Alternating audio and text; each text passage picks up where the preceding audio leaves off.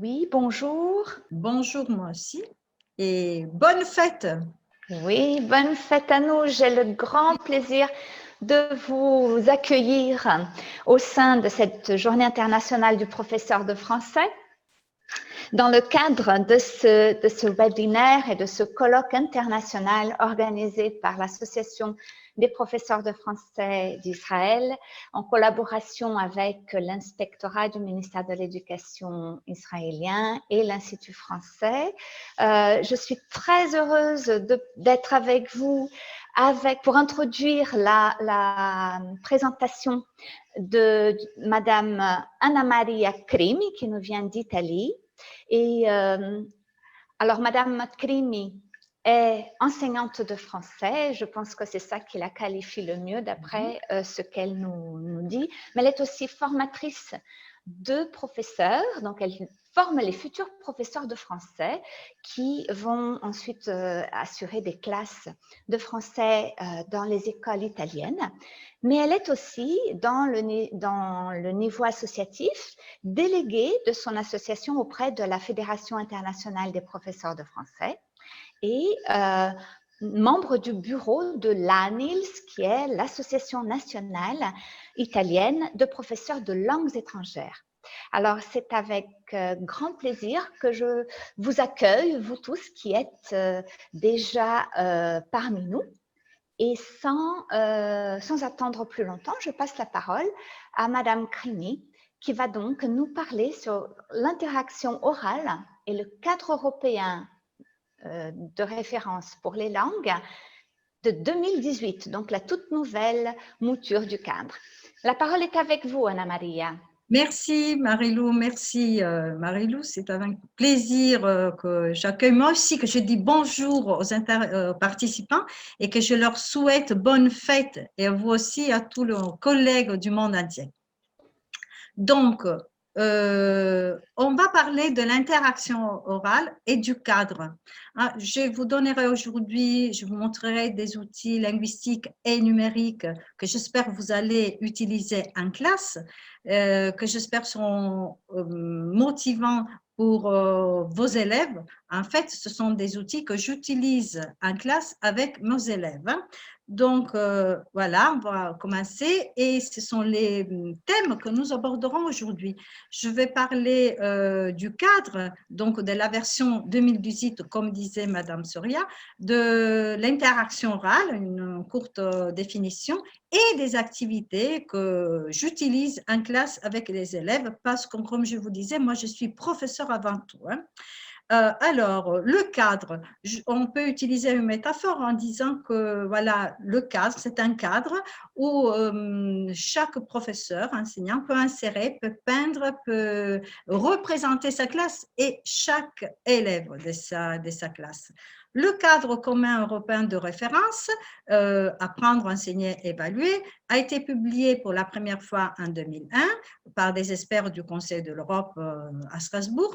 Il est disponible en 40 langues et il s'agit d'un outil qui est le plus connu, le plus utilisé par le Conseil de l'Europe, qui souhaite le développement des compétences linguistiques pour tous ses citoyens et des compétences langagères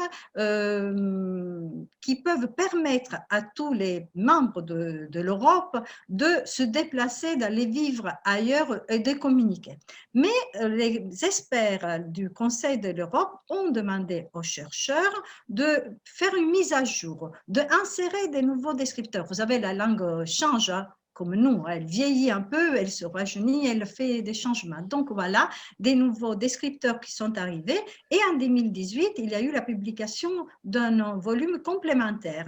Mais en bas de cette diapo, il y a le lien, vous pourrez télécharger la version de 2018 en langue française.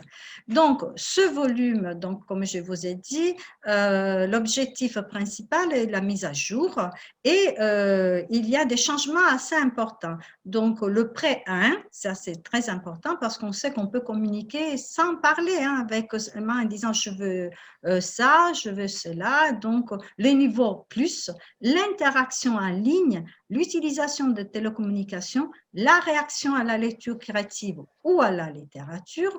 On parle de médiation, de pluriculturel et plurilingue, et aussi de phonétique, mais l'accent est mis sur l'intelligibilité. Mais on va voir une grosse nouveauté quant au cadre de 2018, parce que les chercheurs ont centré leur attention non plus sur les compétences, mais sur les modes de communication.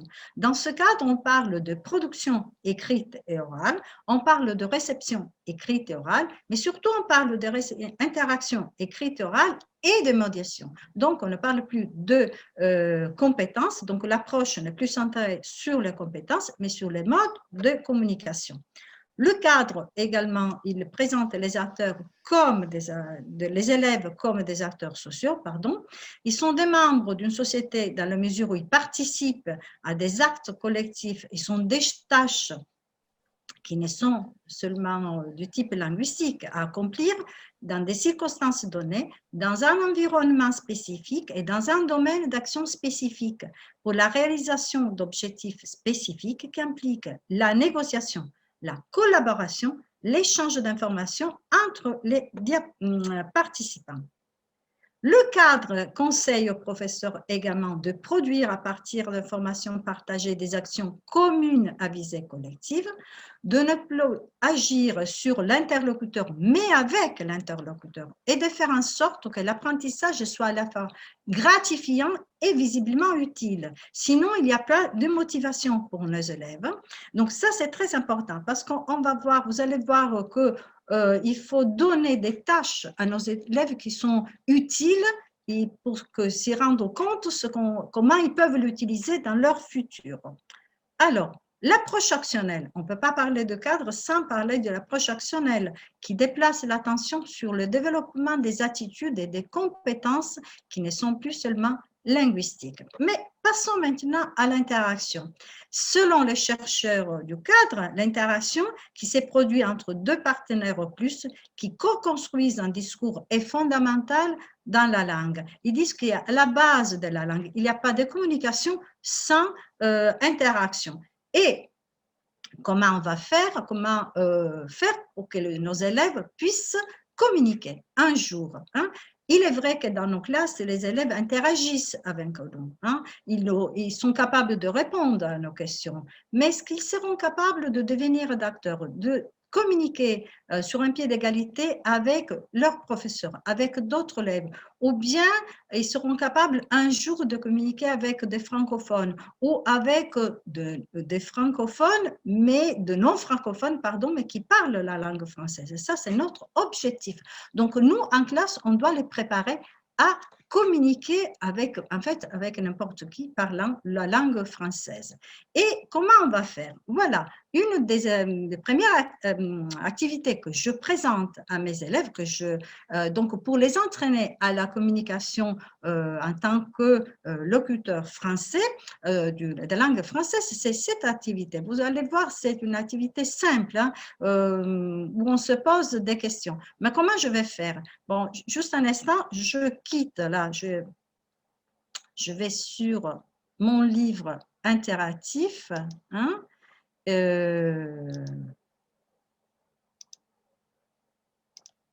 Voilà, donc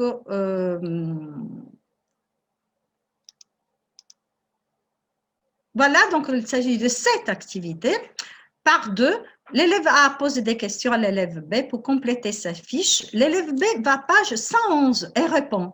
Il pose à son tour des questions et complète sa fiche. Donc, vous voyez que là, l'élève A a seulement quelques données. Donc, il sait que l'auteur est de nationalité belge, il ne connaît pas les caractéristiques physiques de Tintin, il connaît le caractère et il ne sait pas ce qu'il aime.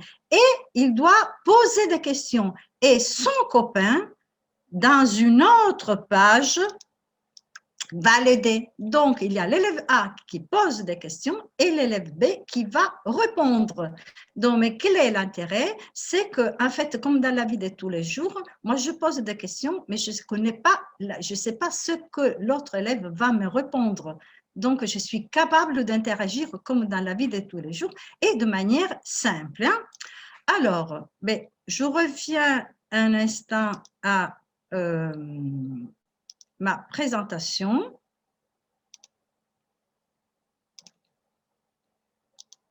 Et voilà, donc on passe encore à une autre activité que je propose à mes élèves sur la préparation à l'interaction. Donc là, c'est quelque chose de très simple, hein. Je propose à mes élèves de retrouver l'ordre logique de ces dialogues, et ils doivent retrouver l'ordre logique. Après, ils doivent le jouer en classe, hein. Ils se préparent à l'interaction et on va voir un autre type d'activité. Ben là, je leur demande simplement de lire ce canevas, de compléter ce dialogue et puis de le jouer. Mais vous voyez, il ne s'agit pas d'une activité réaliste, hein. Il s'agit d'une très bonne activité. On travaille la compréhension, on travaille la production, mais pas tout à fait l'interaction. Mais on va arriver.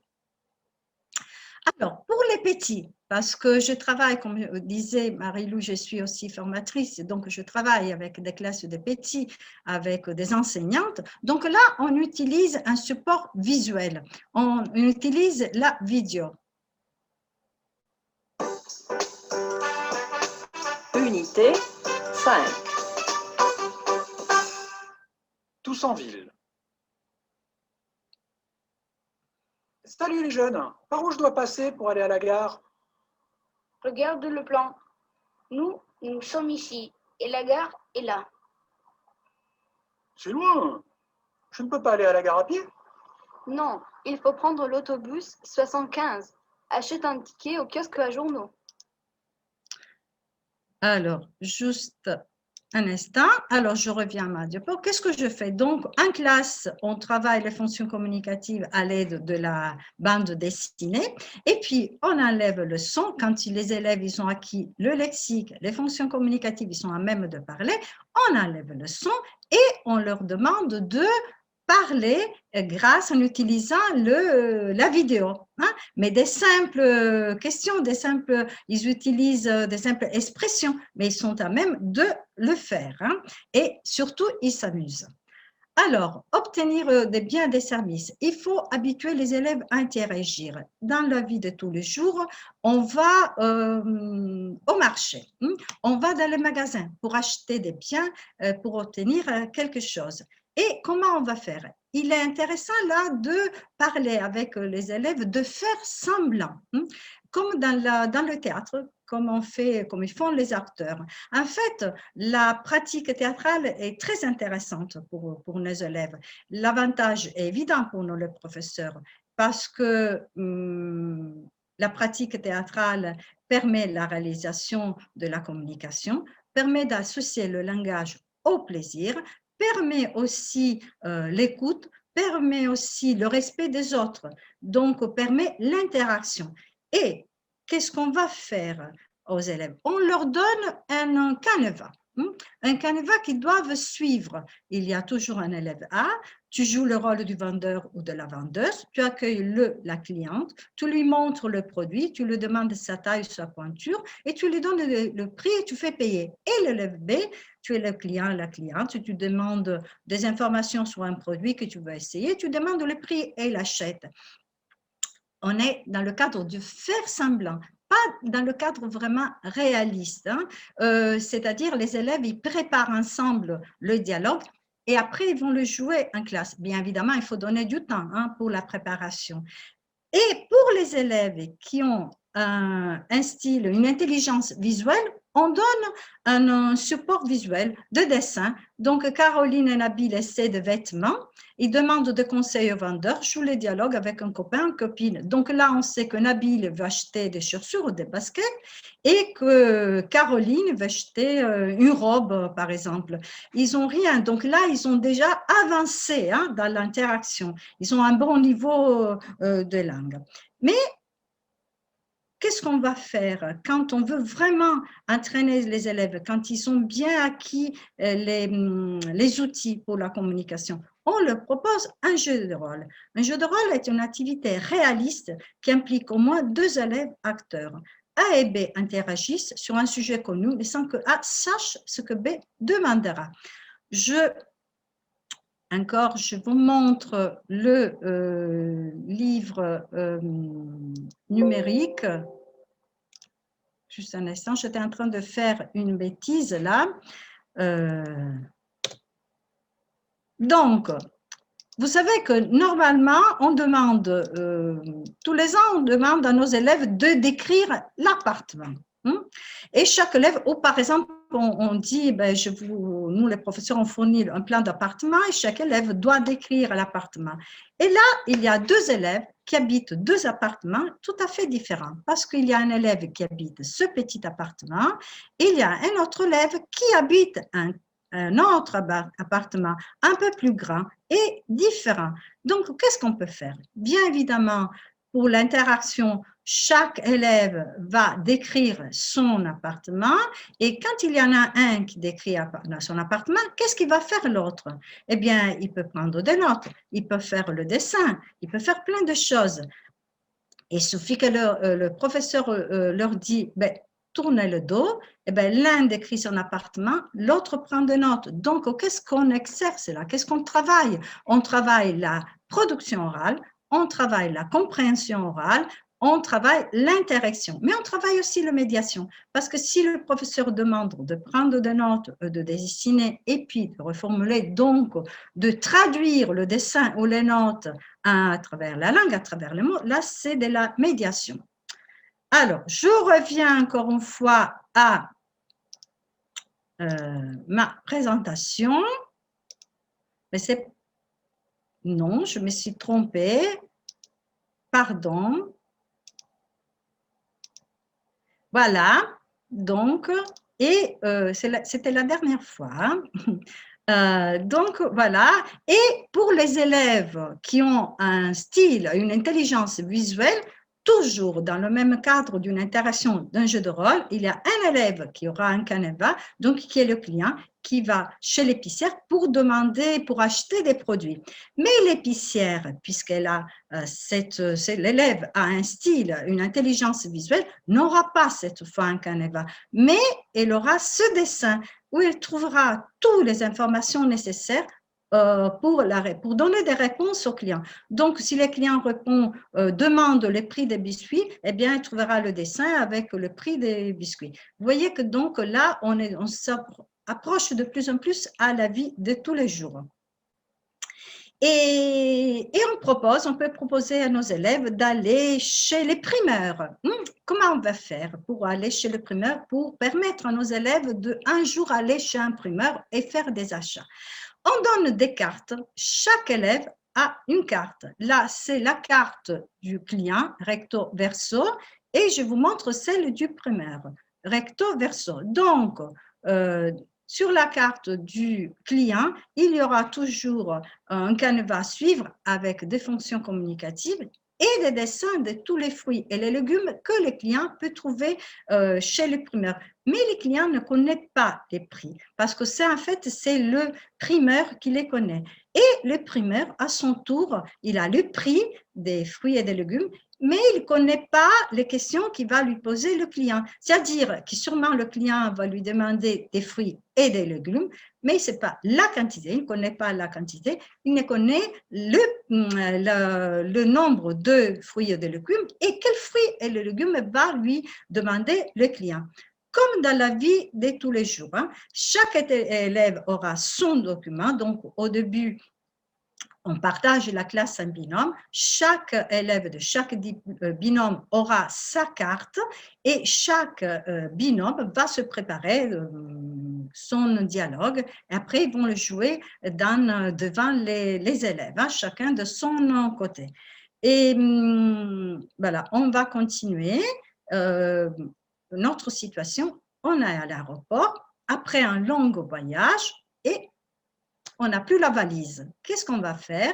On va au bureau dédié à cet effet et on commence à parler, à discuter, on demande un formulaire à remplir. Là, c'est le côté du passager et du côté de l'employé. Donc, ce sont des situations réelles, donc dont vos élèves pourront avoir besoin et qui permettront à vos élèves de communiquer un jour.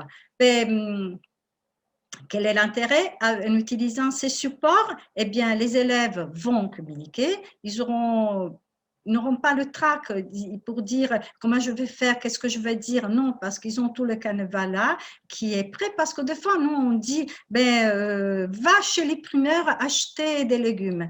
Mais il se peut que les élèves, ils n'ont jamais allé chez les primeurs. Des fois, ce sont les parents qui vont, leur maman qui va chez les primeurs. Ou est-ce que vous leur demandez, tu es à l'aéroport, tu ne trouves plus ta valise, elle est quelque part dans un autre pays, comment tu vas faire, qu'est-ce que tu vas dire à l'employé? C'est pas si évident que ça. En leur donnant un canevas, en leur donnant du support, le lexique et des images aussi, ils vont réussir. Parce qu'en fait, nous, on est là pour motiver, comme je vous disais au début, pour permettre à nos élèves de réussir et de les préparer à nos interactions dans leur futur de voyageurs dans l'Europe.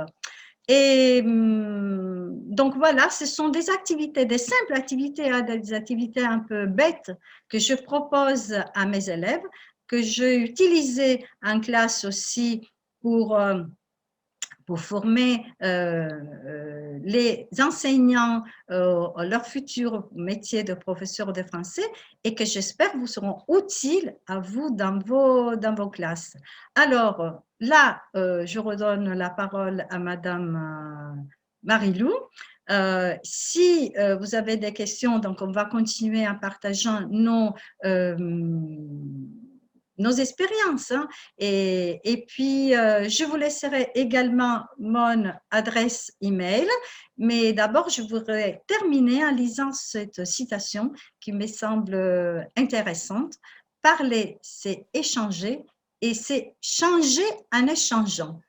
Et sur ça, bon, voilà mon adresse email où vous pourrez m'écrire pour continuer à rester en contact.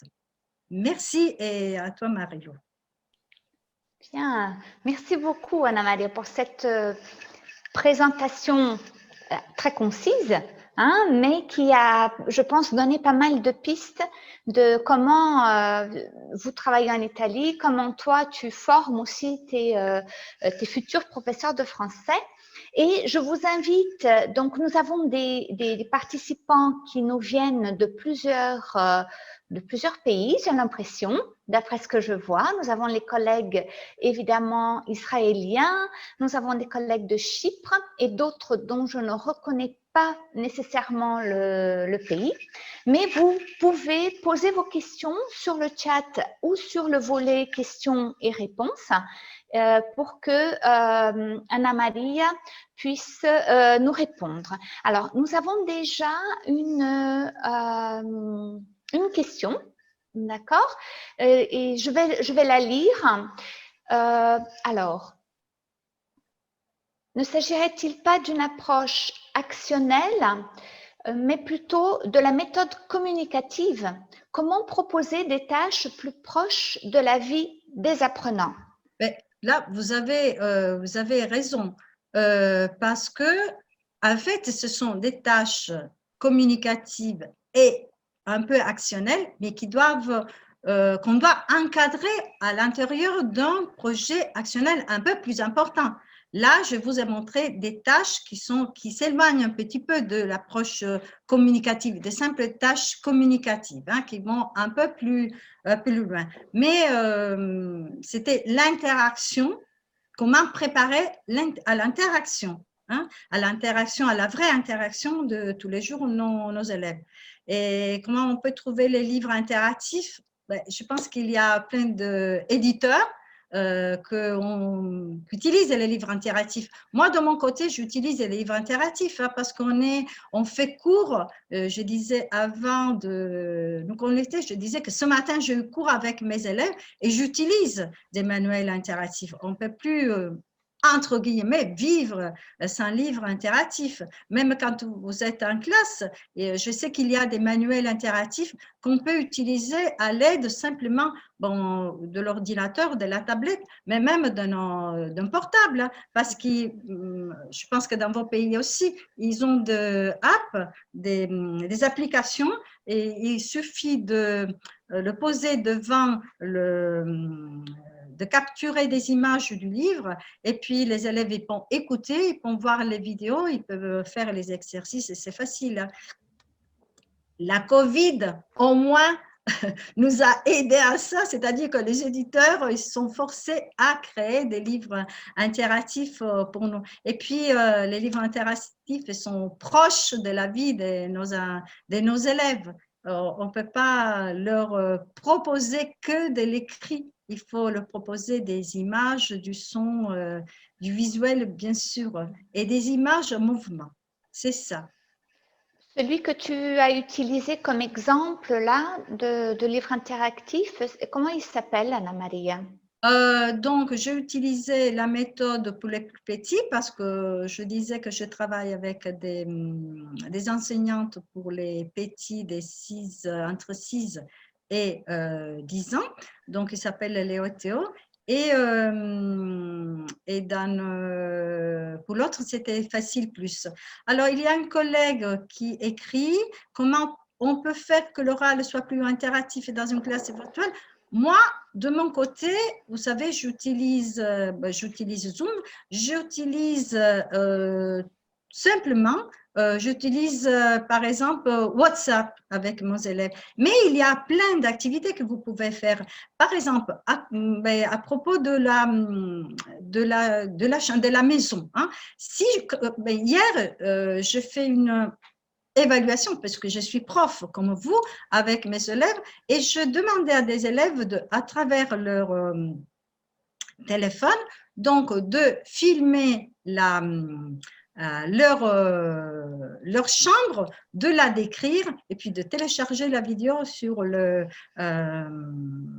nous, on utilise Meet et la plateforme, et puis donc de parler. Et puis, bien évidemment, ils peuvent parler. Par exemple, je les vois, je les rencontre, je fais des petits groupes à travers Zoom et je parle avec eux par petits groupes. Mais il est vrai aussi que la classe me manque. Les contacts avec mes élèves me manquent. Ça, c'est sûr. Oui, c'est sûr que le contact est beaucoup plus simple. Mais là, on a une petite question, mais je pense que tu as déjà répondu assez en partie au moins. On nous demande de donner quelques applications utiles pour l'interactivité. Donc là, tu as cité Zoom, WhatsApp. Est-ce qu'il y a d'autres applications? Bon, par exemple, moi, j'utilise, avec mes classes, on utilise tout, l'établissement utilise Meet, par exemple. Et puis, comme je vous disais, j'utilise pas mal parce que les élèves, ils ont tous un portable, ils ont tous WhatsApp. J'utilise carrément WhatsApp. C'est simple, je les prends par 2, 3. Parce qu'en fait, l'interaction en classe, c'est un peu difficile à faire 5, 6, 7, 8, c'est pas possible parce que là, c'est un débat. Alors là, je l'organise sur Meet, mais avec WhatsApp, je peux le faire. Hein. Donc, par exemple, je leur donne le dialogue, le canevas, ils se préparent et puis ils jouent, donc, comme je vous ai montré, et après, on enregistre et on le montre aux autres élèves pour une évaluation collective. Donc, voilà. L'activité en fait de groupe classe se maintient malgré la distanciation. Oui, ça, il faut le faire. Ce n'est pas toujours évident de le faire. Oui, mais je continue et j'essaye. Hein.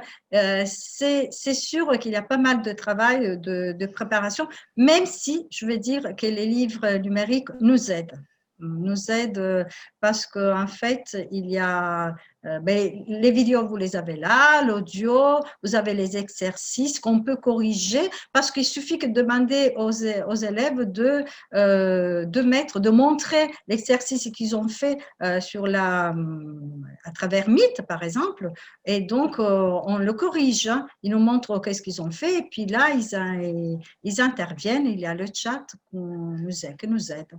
Et puis, vous savez, il est important de parler. Le cadre nous conseille l'interaction, de faire devenir des élèves autonomes dans l'interaction orale, mais le cadre ne néglige pas l'interaction écrite. Donc, les chats, là, nous aident. Parce que des fois, nos élèves, ils parlent, et quand ils écrivent sur le téléphone, ils utilisent des mots qui ne sont pas tout à fait français ou même pas dans leur langue. Donc, le chat, il nous aide pour ça. Parce que ça permet aussi de développer l'interaction écrite qu'il ne faut pas négliger. Donc, moi, je trouve que c'est un atout. Il faut trouver le bon côté de la COVID. C'est ça. Et certains s'étaient déjà préparés auparavant, il y avait déjà cette habitude chez certains, mais chez la plupart d'entre nous, c'était une nouveauté.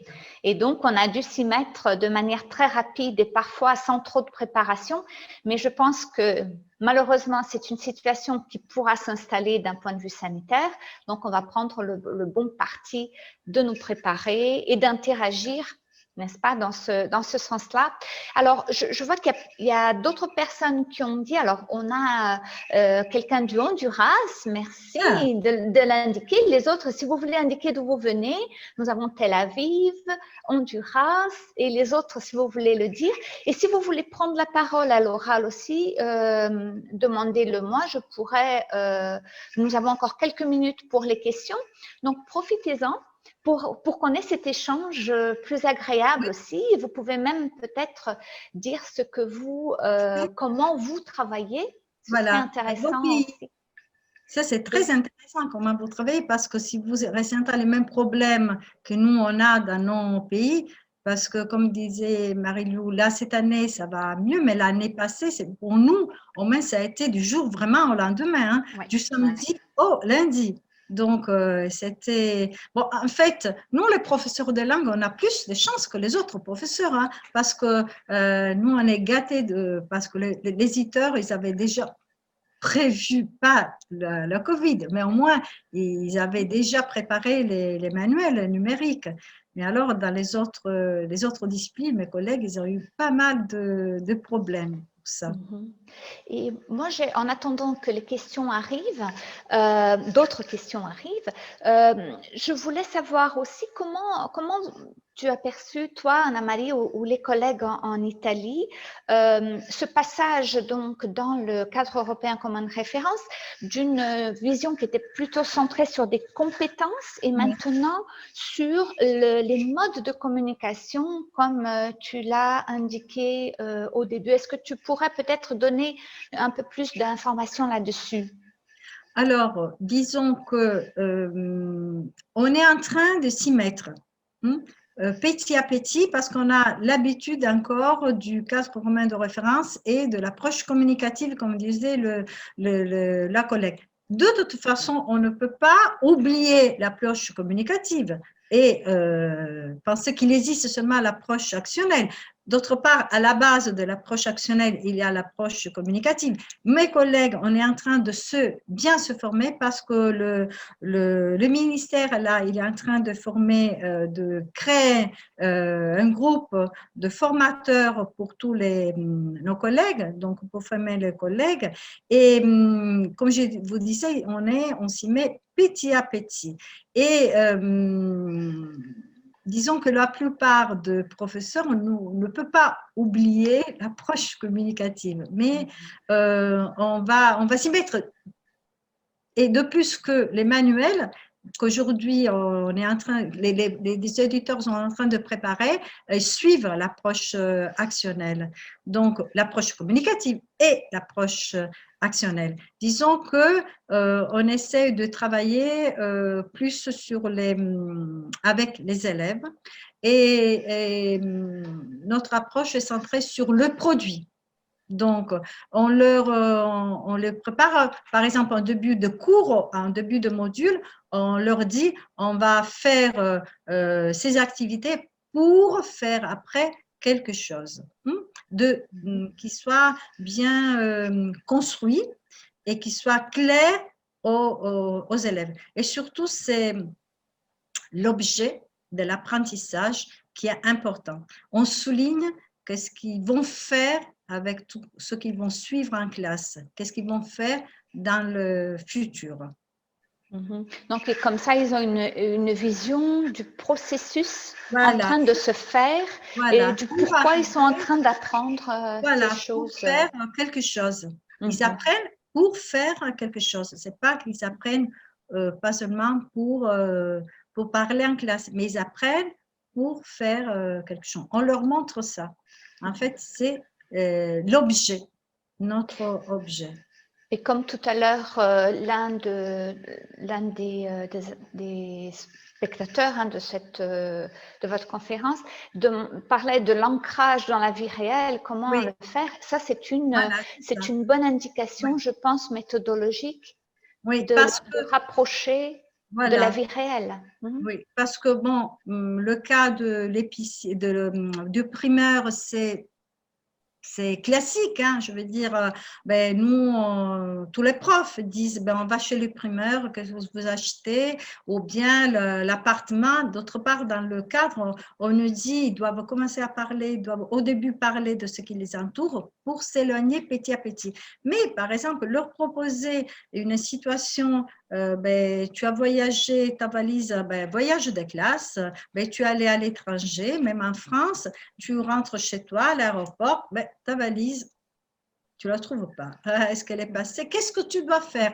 Par exemple, tu vas en France et tu as ces problèmes. Comment tu vas te débrouiller avec les gens sur place, avec l'employé du bureau? Ça, c'est un cas, je veux dire, un cas pratique. Ils doivent savoir dire qu'est-ce qu'il faut dire dans ces situations. Surtout maintenant qu'il y a d'autant plus d'échanges entre les collèges et les étudiants aussi, dès les dernières classes du collège et du lycée. Oui, donc, ils sont amenés, du moins en Europe et dans les pays autour, qu'ils sont habitués à le faire. Hein. Ils ont cette possibilité-là de mettre en place on va les préparer à devenir des citoyens européens.